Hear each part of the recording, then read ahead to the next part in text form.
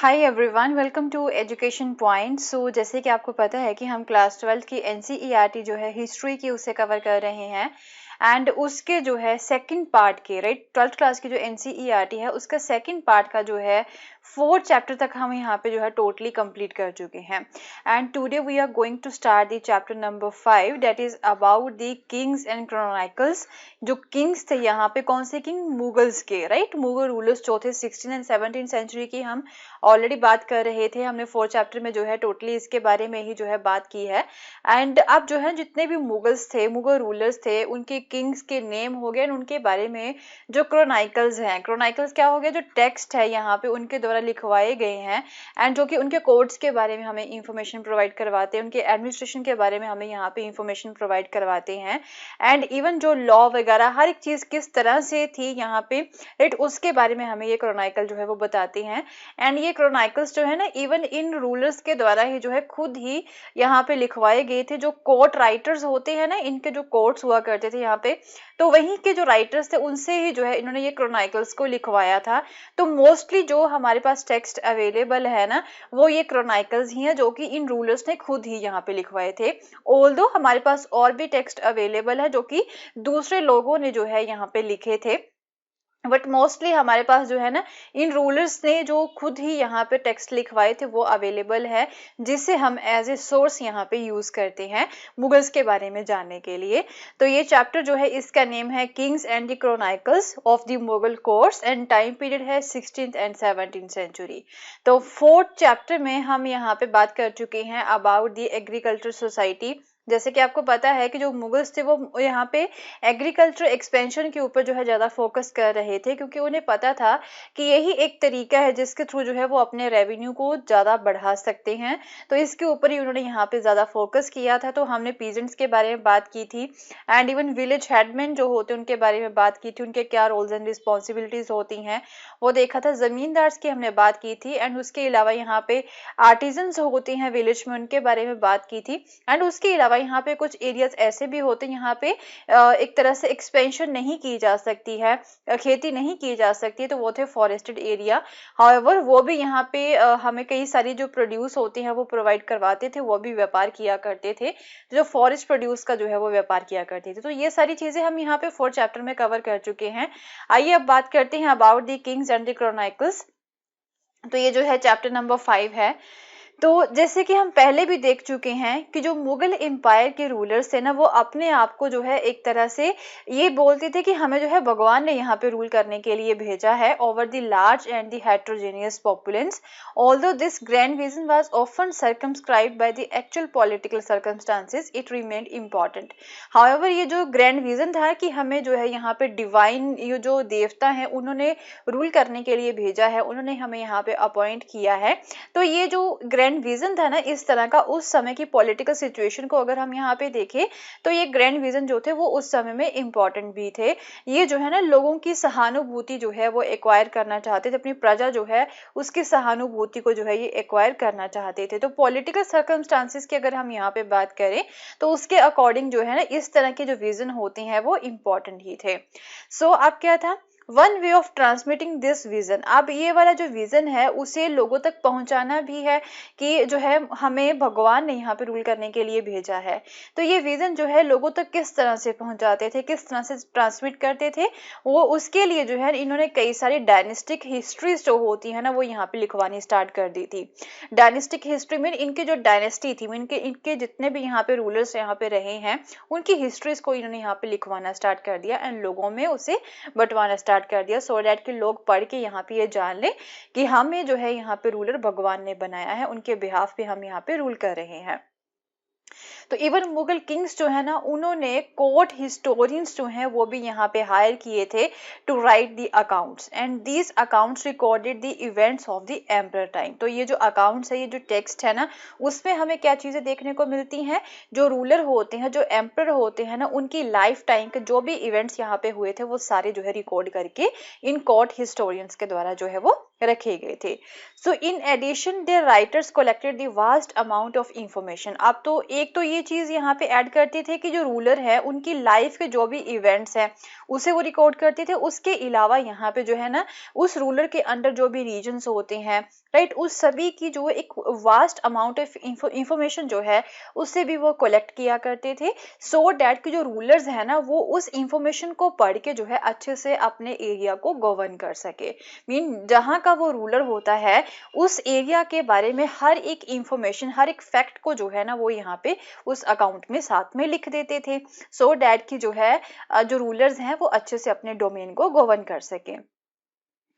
तो modern historians जो हैं, जो आज के हिस्टोरियंस हैं ना, वो इस तरह के अकाउंट्स को, जो उस समय के कोर्ट हिस्टोरियंस ने ये अकाउंट्स लिखे थे, ये टेक्स्ट लिखे थे ना, उनके लिए एक नेम यहाँ पे उन्होंने रखा है मॉडर्न हिस्टोरियंस ने। तो मॉडर्न हिस्टोरियंस जो है ना इस तरह के अकाउंट्स को जो है क्या बोलते हैं, इन्हें जो है वो क्रॉनिकल्स बोलते हैं। ओके, इस तरह के अकाउंट्स को, इस तरह के टेक्स्ट को जो है वो क्रॉनिकल्स बोलते हैं, क्योंकि इसमें जो है ना हमें एक कंटिन्यूअस क्रोनोलॉजिकल रिकॉर्ड जो होता है इवेंट्स का वो हमें देखने को मिलता है। कंटिन्यूअसली जो है ना एक क्रोनोलॉजी में, राइट, एक जो है ना रिकॉर्ड होता है पूरे इवेंट्स का, वो हमें देखने को मिलता है। दैट इज वाई इन्हें जो है हम क्रॉनिकल्स बोलते हैं। आई थिंक आपको ये भी समझ में आ गया होगा कि क्रॉनिकल्स का क्या मतलब होता है, कि एक लगातार जो है ना पूरे लाइफ टाइम के जो इवेंट्स होते हैं एक क्रोनोलॉजी में जब यहाँ पे दिखाए जाते हैं एक अकाउंट में, तो उस तरह के अकाउंट को हम यहाँ पे क्रॉनिकल बोलते हैं। सो क्रॉनिकल्स जो होते हैं ये एक तरह से किसी भी स्कॉलर के लिए जो है ना काफी अच्छा सोर्स होते हैं, जो कि मुगल्स की हिस्ट्री के बारे में जो है आगे और भी चीजें लिखना चाहते हैं, तो वो राइटर्स क्या कर सकते हैं, इस तरह के अकाउंट्स को जो है यूज कर सकते हैं अपनी जो कुछ भी चीजें जो है लिखने के लिए या फिर नॉलेज लेने के लिए मुगल्स के बारे में। So at one level, they were a repository of the factual information about the institutions of the Mughal state, painstakingly collected and classified by individual closely connected with the court.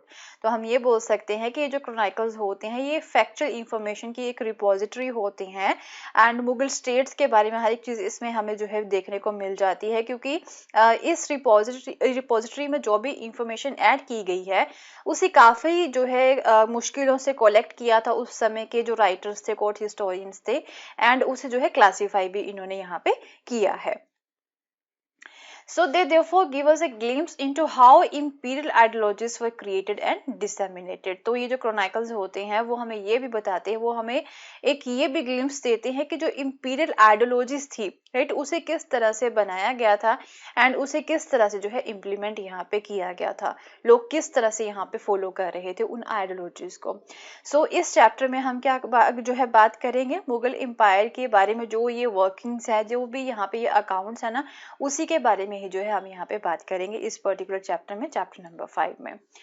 तो अब Mughals के बारे में थोड़ा सा देख लेते हैं एंड उनकी जो एम्पायर थी, राइट, अब उसके बारे में देखेंगे। तो अब हम यहाँ पे देखेंगे कि कितने रूलर्स थे यहाँ पे, उनकी क्रोनोलॉजी जो है वो थोड़ी सी यहाँ पे हमें समझ में आ जाएगी, जितने भी मुगल रूलर्स थे एंड उनके डिसेंट कहाँ से थे, मीन कहाँ से वो बिलोंग करते थे, एक्चुअल में ये कहाँ से हमारे भारत में आए थे। सो जो मुगल वर्ड यहाँ पे जो है ना दिया गया है इन रूलर्स के लिए, ये कौन से वर्ड से डिराइव हुआ है, ये मंगोल वर्ड से जो है डिराइव हुआ है। कहाँ से, मंगोल वर्ड से जो है ये डिराइव हुआ है, जो मुगल वर्ड हम यहाँ पे यूज करते हैं।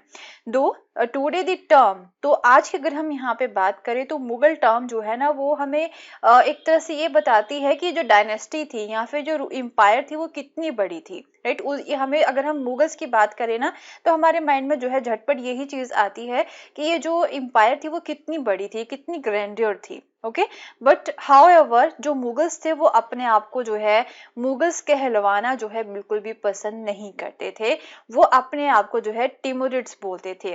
तिमुरिद जो है as a descendant of the Turkish ruler Timur, right, Turkish ruler थे तिमूर, राइट, वो बोलते हैं कि हम जो है उनके डिसेंडेंट हैं। ओके, वो बोलते हैं कि हम मंगोल्स के डिसेंडेंट नहीं हैं, मंगोल्स को ये पसंद नहीं करते थे, हाउएवर ये बोलते थे कि हम टिमुरिड्स हैं। टिमुरिड मीन एक टर्किश रूलर थे, उसका नाम था तिमूर, राइट, तिमूर जो है ना हम उनके डिसेंडेंट हैं ऑन द पैटर्नल साइड। सो बाबर जो कि फर्स्ट मुगल रूलर थे, राइट, अब आपको जो है यहाँ पे क्रोनोलॉजी भी जो है समझ में आ जाएगी कि सबसे पहले मुगल रूलर कौन से थे। तो सबसे पहले मुगल रूलर थे बाबर। बाबर जो कि फर्स्ट मुगल रूलर थे was related to the Genghis Khan from his mother side, right. उनकी जो मदर थी ना, उनकी तरफ जो है ना उनका ज्यादा झुकाव था। He was related to the Genghis Khan from his mother side. तो वो क्या बोलते थे, वो टर्किश बोला करते थे जो बाबर थे, and referred directly to the Mongols as the barbaric hordes. However जो बाबर थे, राइट, वो बोलते थे कि जो मंगोल्स है ना, जो उनके पैटर्नल साइड वाले रूलर्स है ना, वो काफी गलत लोग थे एंड उन्हें वो बिल्कुल भी पसंद नहीं करते थे। तो अपने आप को जो है वो टिमुरिड्स बोलना पसंद करते थे, जो कि उनकी मदर की साइड के जो है पिता थे उनके, ओके, उनकी मदर के। तो टर्किश बाबर जो है वो इसी की वजह से जो है वो टर्किश बोला करते थे, Turkish language. So during the 16th century Europeans use the term Mughal. आप जो है 16th सेंचुरी में यूरोपियंस ने भी जो है ना मुगल वर्ड जो है वो यूज करना स्टार्ट कर दिया था इस फैमिली के लिए, ओके। उन्होंने जो है सबसे पहले जो है मुगल वर्ड यहाँ पे यूज करना स्टार्ट किया था इस फैमिली के लिए। So over the past centuries the word has been frequently use. फिर उसके बाद में 16th सेंचुरी के बाद में जो है इस वर्ड को जो है लगातार यूज करना स्टार्ट कर दिया गया था इस फैमिली के लिए। इवन एक यहाँ पे जो है ना आपको एक बुक भी देखने को मिलेगी, वहां पे मोगली नाम का जो है एक पर्सन है, the young hero of the Rudyard Kipling jungle book जो है वो जो कैरेक्टर है ना वो भी यहीं से ही लिया गया है, मोगली वर्ड जो है। So the empire was carved out of a number of regional states of India. तो ये जो एम्पायर है वो किस तरह से बनी थी, यहाँ पे काफी सारी छोटी छोटी रीजनल स्टेट्स थी, उन सभी को जो है ना किसी को कॉन्केस्ट इन्होंने कर लिया था, मैंने किसी के ऊपर हमला करके उसे जो है अपना पार्ट बना लिया था उस एम्पायर को, एंड किसी न किसी जो दूसरी एरियाज थे, जो दूसरी स्टेट्स थी, उनके साथ जो है पॉलिटिकल अलायंसेस करके उन सभी जो है रीजनल स्टेट्स को इन्होंने अपना पार्ट बना लिया था अपने एम्पायर का। तो इस तरह से इन्होंने इतनी बड़ी एम्पायर बनाई थी। सो फाउंडर कौन थे यहाँ पे एम्पायर के, ये भी आपको पता है, बाबर जो थे वो फाउंडर थे।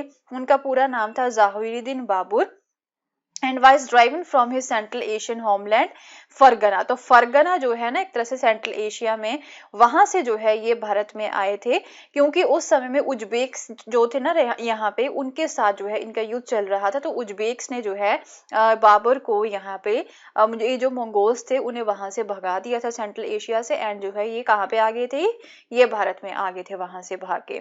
सो he first establish himself at the Kabul. तो सबसे पहले काबुल में जो है आके इन्होंने अपने आप को इस्टेब्लिश किया। देन 1526 में जो है ये फिर फर्दर आगे इंडिया में अंदर और भी आते गए in search of the territories and resources, so that कि जो है इनकी क्लैन के मेंबर्स की जो नीड्स है उसे सेटिस्फाई किया जा सके। तो एक्चुअल में जो है ये भारत के नेटिव नहीं थे, ये बाहर से आए थे, ओके। कहाँ से आए थे, सेंट्रल एशिया से आए थे, फरगना एरिया जो है वहां पे, वहां से आए थे, वहां से बिलोंग करते थे। बट वहां पे उज्बेक्स जब आ जाते हैं तो वो इन्हें वहां से हरा के वहां से भगा देते हैं फरगना से। तो फिर जो सबसे पहले ये काबुल एरिया में आए थे, उसके बाद में जो है फिर अंदर हमारे इंडिया के सब कॉन्टिनेंट में जो है अंदर घुसते जाते हैं, नई नई टेरिटरीज को अपने कंट्रोल में ये करते जाते हैं, ओके। फिर बाबर के बाद में जो नेक्स्ट रूलर थे वो थे हुमायूं, जिसका नाम था नसीरुद्दीन हुमायूं। एंड ये क्या करते हैं, इन्होंने भी जो है ना अपने एम्पायर के जो फ्रंटियर्स है उससे और भी ज्यादा एक्सपेंड किया था। बट सडनली क्या होता है, यहाँ पे एक अफगान रूलर थे शेरशाह सूरी, जिससे यहाँ पे शेरशाह सूरी भी बोला जाता है, उनके साथ इनका युद्ध होता है हुमायूं का एंड शेरशाह सूरी का। तो शेरशाह सूरी जो है ना वो इन्हें यहाँ पे हरा देते हैं, जिसकी वजह से हुमायूं को जो है ना अपना सारा एरिया छोड़ के भागना पड़ता है इंडिया से। तो ईरान में जाके जो है ये छुप जाते हैं हुमायूं, ओके। तो हुमायूं जो है वो कहाँ पे, वहां पे साफाविद रूलर्स थे, ओके, ईरान में, वहां पे जाके छुप जाते हैं। फिर दोबारा से ये कोशिश करते हैं। तो अब जो है इंडिया में कौन रूलर थे, शेरशाह सूरी थे। फिर वहां से जो है ईरान में रहते हुए साफाविद रूलर की सपोर्ट लेके, उनकी हेल्प लेके जो है ये शेरशाह सूरी के ऊपर दोबारा से हमला करते हैं। एंड फिर क्या होता है, ये शेरशाह सूरी को हरा देते हैं 1555 में। बट हाउएवर नेक्स्ट ईयर 1556 में ही जो है हुमायूं की डेथ हो जाती है, कोई एक्सीडेंट यहाँ पे होता है, उसमें जो है उनकी डेथ हो जाती है। तो मैंने consider Jalaluddin Akbar the greatest of all the Mughal emperor. अब हुमायूं के बाद में कौन आते हैं, हुमायूं के बाद में जो है अकबर थे नेक्स्ट रूलर। तो मोस्टली जो राइटर्स है ना वो ये बोलते हैं कि मुगल एम्पर में से सबसे जो ग्रेटेस्ट थे वो अकबर थे। उन्होंने जो है अपनी एम्पायर को एक्सपेंड किया था एंड इवन कंसोलिडेट भी किया था एंड अपनी किंगडम को सबसे largest, strongest and richest kingdom जो है ना अपने टाइम की वो बनाया था। फिर अकबर जो है succeeded in extending the frontier of the empire to the Hindu Kush mountain तक जो है ये पहुंच जाते हैं, अपने फ्रंटियर को बढ़ाते हुए अपनी जो है एक्सपेंशन करते रहते हैं अपने एम्पायर की। And check the expansionist design of the Uzbeks of Turan and the Safavid of the Iran, right. इनके साथ भी जो इनके युद्ध चले आ रहे थे, राइट, उस समय में, तो उन्हें भी जो है ये बाहर भगा देते हैं सो दैट कि ये लोग जो है बाहर के जो लोग हैं वो इंडिया में ना आ सके। सो अब जो है अकबर के आगे 3 उनके सक्सेसर थे। एक थे यहाँ पे जहांगीर, दूसरे थे शाहजहां, तीसरे थे यहाँ पे औरंगजेब, राइट। तो इनके भी जो है ये भी काफी सक्सेसफुल रहते हैं। इन तीनों के अंडर भी जो है टेरिटोरियल एक्सपेंशन जो है वो कंटिन्यू रहता है, बट ज्यादा जो है ज्यादा पेस के ऊपर नहीं करते हैं ये एक्सपेंशन, धीरे धीरे जो है ये एक्सपेंशन करते ही रहते हैं। ये जो तीनों ही रूलर्स थे इन्होंने जो है ना गवर्नेंस को जो है ज्यादा अच्छा बनाया था, उसके ऊपर ज्यादा फोकस किया था, टेरिटोरियल एक्सपेंशन के ऊपर भी फोकस कर रहे थे बट इतना नहीं करते हैं। ये जो है गवर्नेंस को जो है ज्यादा मजबूत बनाने के ऊपर जो है फोकस करती है तीनों ही ruler, Jahangir, Shahjahan and Aurangzeb. So during the 16th and 17th century, the institutions of an imperial structure were created. अब क्या होता है 16th and 17th century की अगर हम यहाँ पे बात करें तो वो इंपीरियल स्ट्रक्चर जो है ना उसका इंस्टीट्यूशन जो है वो बनाया जाता है। एडमिनिस्ट्रेशन एंड टैक्सेशन को जो है थोड़ा सा इफेक्टिव बनाया जाता है।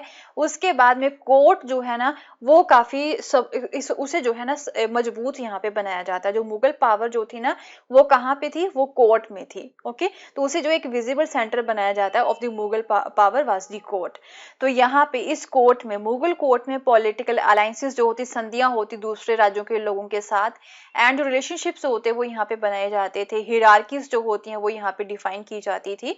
तो हर तरह के जो डिसीजन है वो इसी कोर्ट में ही लिए जाते थे। So the political system devised by the Mughals was based on the combination of military power and the conscious policy. तो अब political system जो था ना इनका वो भी काफी अच्छा था। वो किस चीज के ऊपर बेस्ड था, मिलिट्री पावर के ऊपर। तो अपनी मिलिट्री पावर को जो है फिर धीरे धीरे जो है ये और भी अच्छा करते हैं, मजबूत बनाते हैं एंड और भी अच्छी अच्छी पॉलिसीज जो है ये लेके आते हैं। So after 1707 following the death of Aurangzeb, तो औरंगजेब जो है ना उनकी डेथ के बाद में 1707 में उनकी डेथ हुई थी। उनकी डेथ के बाद में जो इनकी डायनेस्टी है ना उसकी जो पावर है वो थोड़ी सी डिमिनिश होनी स्टार्ट हो जाती है, क्योंकि औरंगजेब के बाद में जो है कोई भी अच्छा रूलर यहाँ पे नहीं आया था। So in place of the vast apparatus of empire control from Delhi, Agra and Lahore, the different capital city regional powers acquired greater autonomy। अब क्या होता है औरंगजेब की डेथ के बाद में जो रूलर्स यहाँ पे आते हैं ना वो जस्ट क्या होते हैं, वो पपेट रूलर बन के यहाँ पे रह जाते हैं।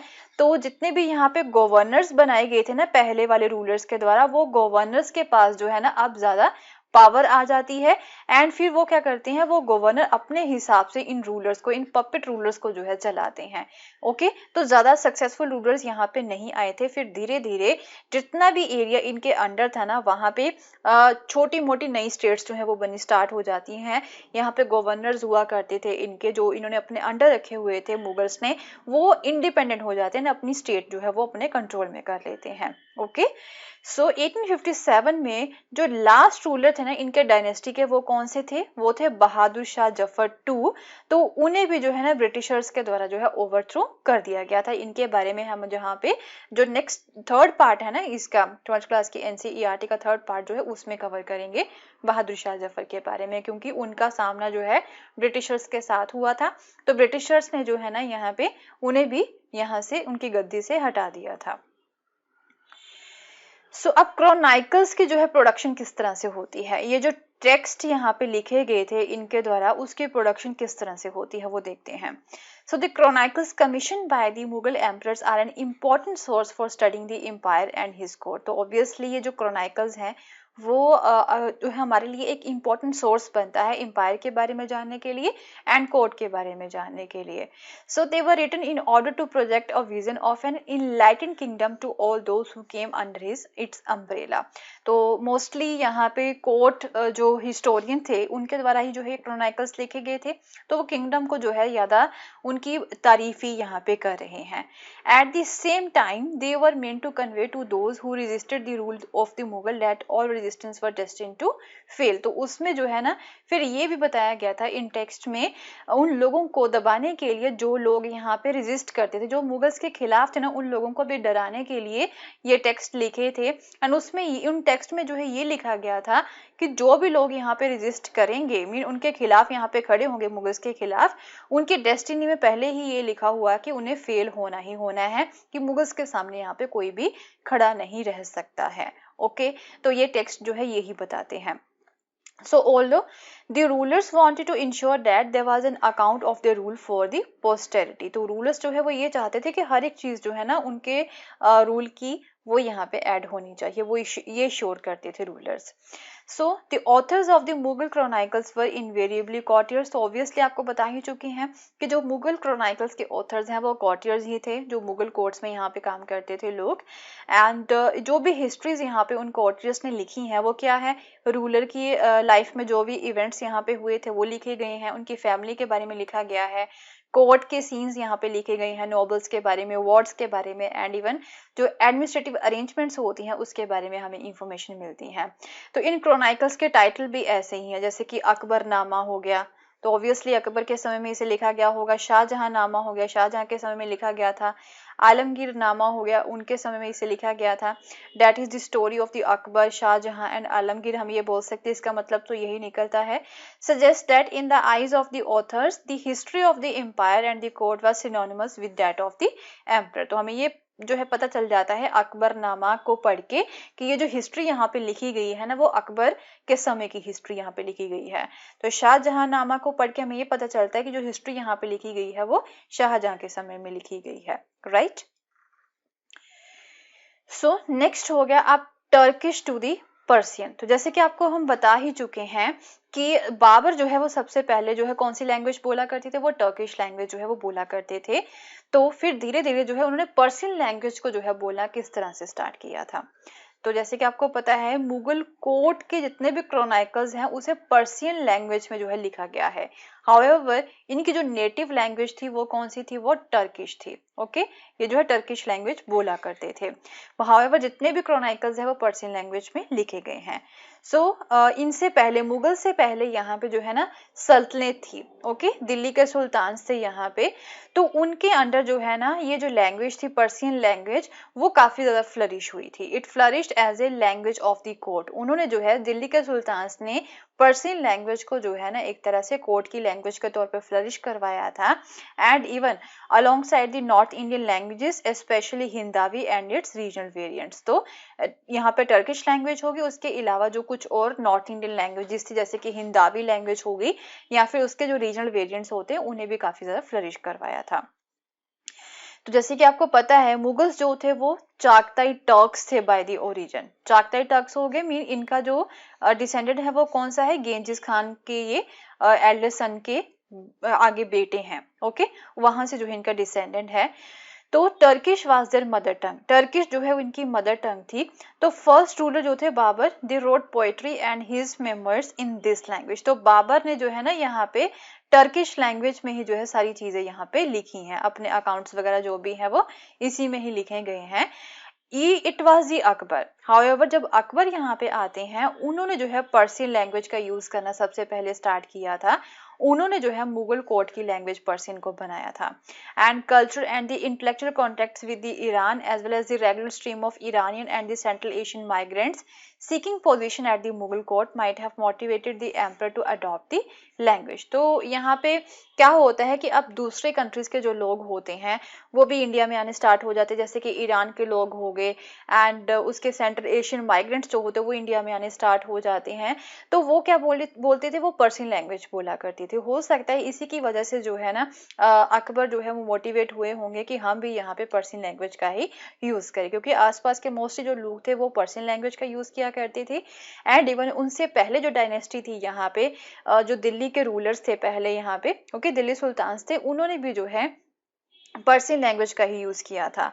सो Persian was elevated to a language of the empire. फिर पर्शियन को एक तरह से एम्पायर की लैंग्वेज बना दिया जाता है, and conferring power and Prestige on those who had command of it. And जिस पर्सन को पर्शियन लैंग्वेज आती थी फिर धीरे धीरे जो है उससे ज़्यादा तवज्जो जो है वो यहाँ इंपॉर्टेंस जो है वो यहाँ पे दिए जाने लगी थी इनके द्वारा।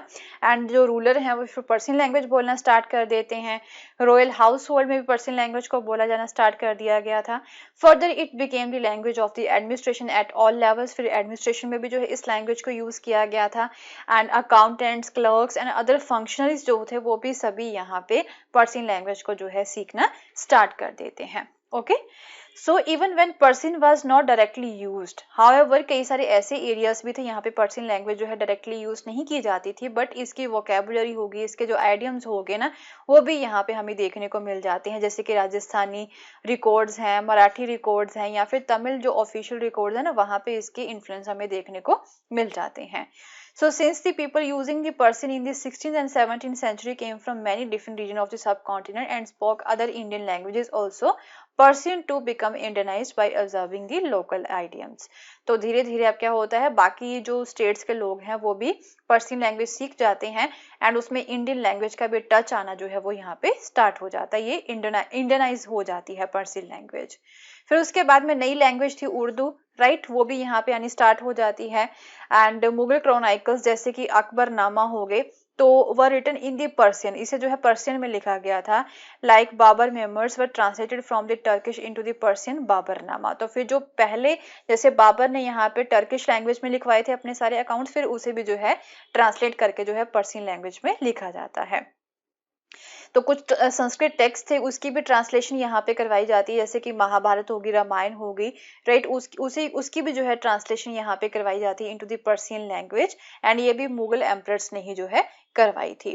And the Mahabharata was translated as the Razmnama, book of the war. तो महाभारत को जो है नाम जो दिया गया था ना इसकी ट्रांसलेशन को, जो कि पर्शियन लैंग्वेज में थी, उसे नाम दिया गया था दी रजमनामा। तो ये भी चीज आपके लिए इंपॉर्टेंट है from the exam perspective, right?